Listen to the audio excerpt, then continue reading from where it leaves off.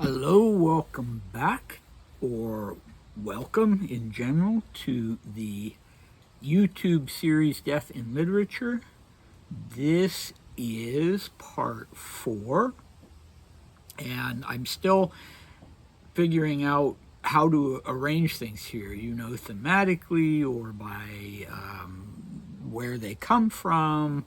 And so, what I said yesterday that we would be doing today, well, in the previous video, I should say, the video with the Master and Margarita, I've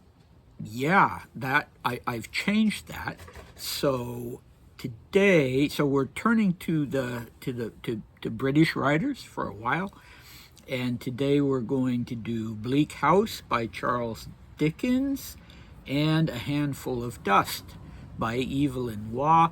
Both of them have death scenes in them that I will not forget. These are both books that I've only read once, so I don't know if I'll read them again. I'm not on as firm ground as I was with, for instance, The Magic Mountain or Joseph and His Brothers, which I've read many, many, many times. But, all the more so then to say these are scenes that stick with me and that I think I'll always remember whether I reread the books or not. So they both are kind of freaky, shivery kind of things, and one just very tragic. So let's start with Bleak House, a 19th century British work by Charles Dickens.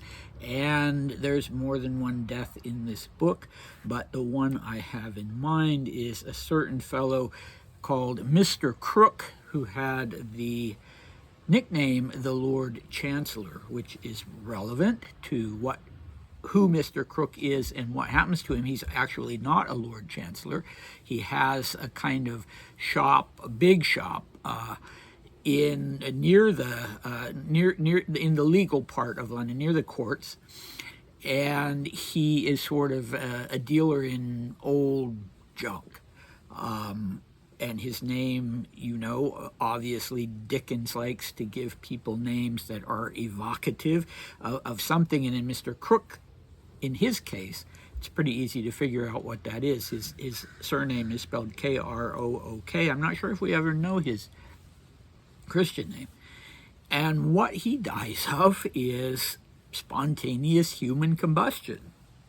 I myself have not come across another example of that in literature. And I will start out by saying that I'm not a believer in spontaneous human combustion. There certainly have been real documented cases that suggest it, but I think there are other explanations for those cases. But, whatever, right? I don't know everything. And it's been a long time since I read Bleak House. I do want to read it again, but I found, so I kind of had to review, and I found this very good article written by Mark Wallace, and it's, if you go to WordPress, to the WordPress website, and go to the Victorian Sage, you'll find this article by Mark Wallace called Imposture, How It Burns, The Death of Crook in Bleak House and Carlyle's Thoughts on History. I haven't read the whole thing yet. What I've read is excellent, so I don't know where Carlyle's thoughts come into it, actually. But this I did learn from the article, and that is that Dickens was really harshly criticized for including a case of spontaneous human combustion in his novel.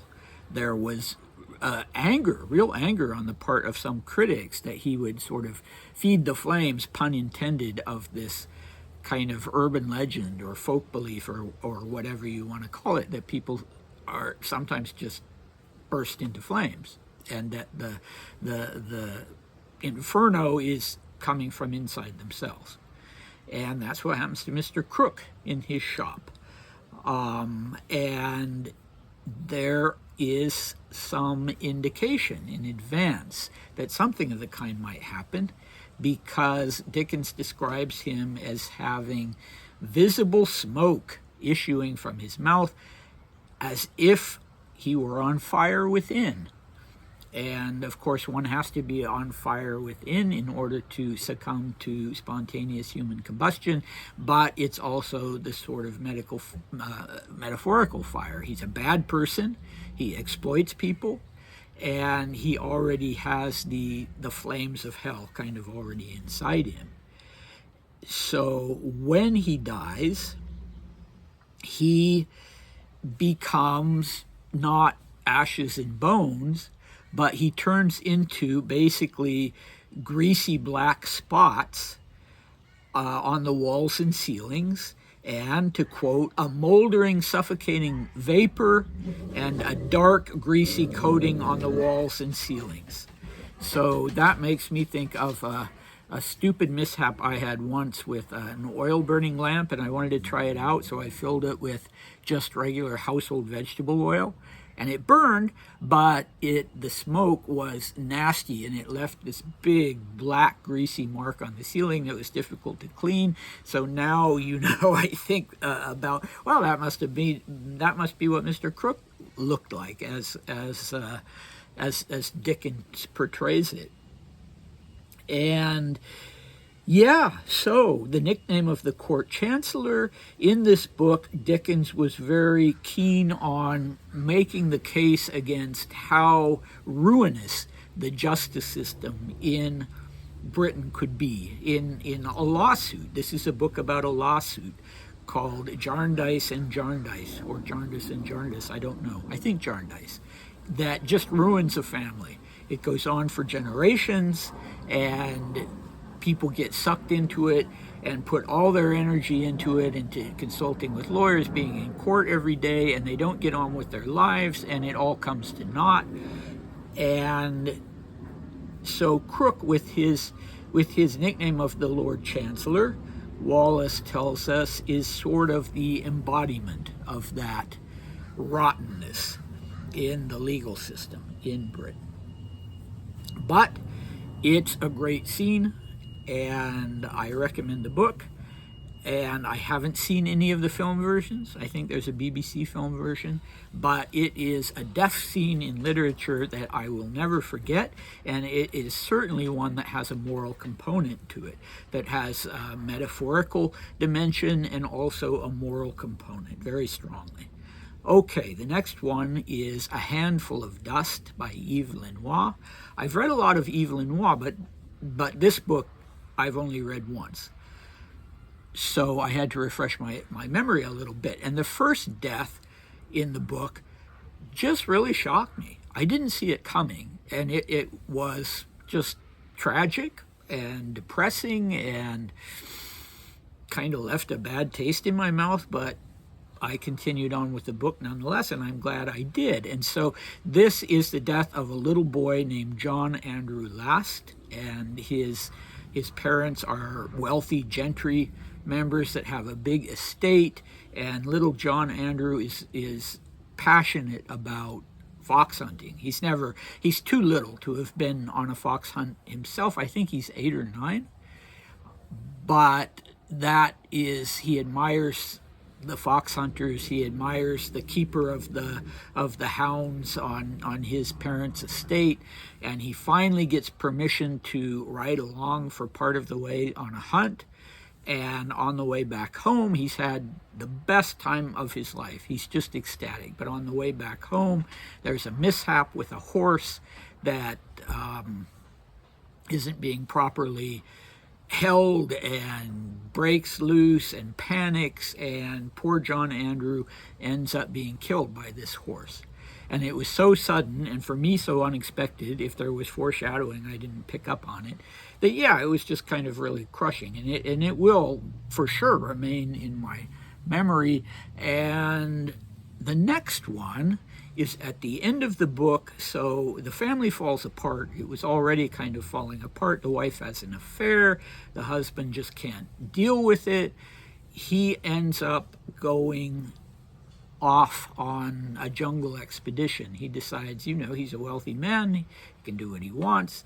He teams up with an explorer who's a physician, a doctor. I can never pronounce that word. And they go off to explore the rainforest, the Amazon rainforest. And the other explorer's name is Messenger. And he turns out to be pretty incompetent. They end up being deserted by their guides and their bearers. And Tony Last, this is his name, becomes desperately ill. I can't remember if it's malaria or what it is, but very, very ill, on death's door, really. And Messenger tells him, look, I'm going to go get help. He takes their boat, their river boat, and he goes off sincerely, not to abandon this guy, but to get help. And he's killed pretty rapidly by going over a waterfall and, you know, being dashed to pieces. So that's another death that took me by surprise, and it's not as tragic as with Little John Andrew, but it's good. It's a good, intense sort of scene. And we know that poor Tony is just in really dire straits now, but he's found by a man from, where is he from? I can't remember.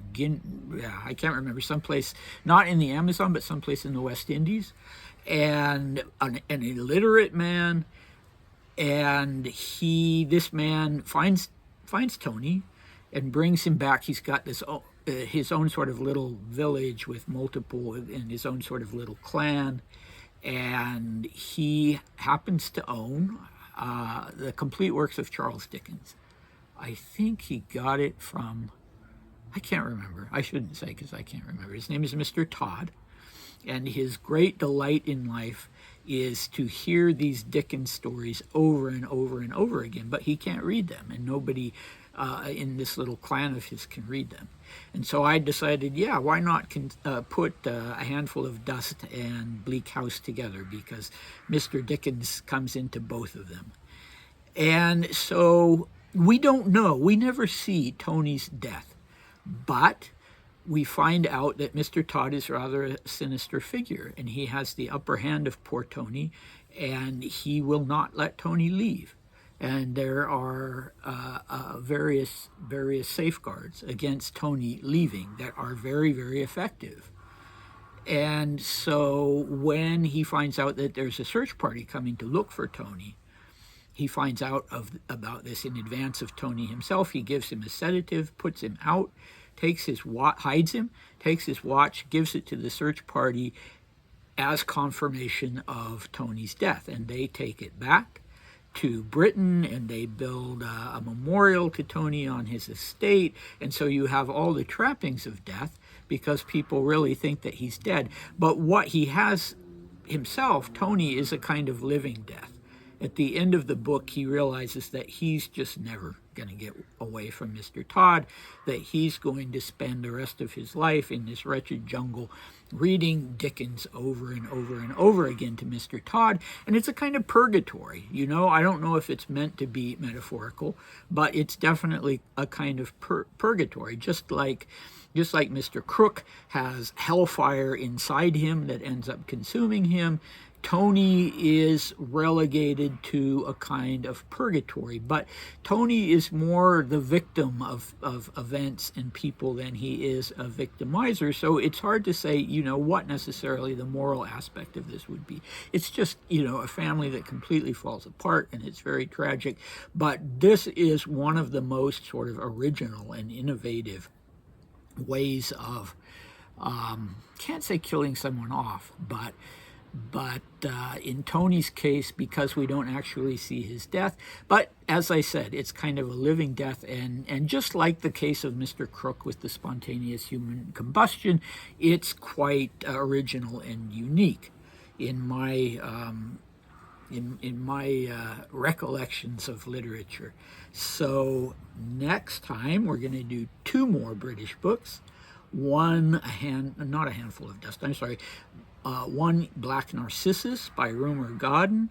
The other, Women in Love by D.H. Lawrence, both 20th century works that have likewise kind of freakish, shivery deaths in them. So, yeah, nothing really supernatural, but yeah, we'll see. So come back for that, and I hope to see you then. Bye.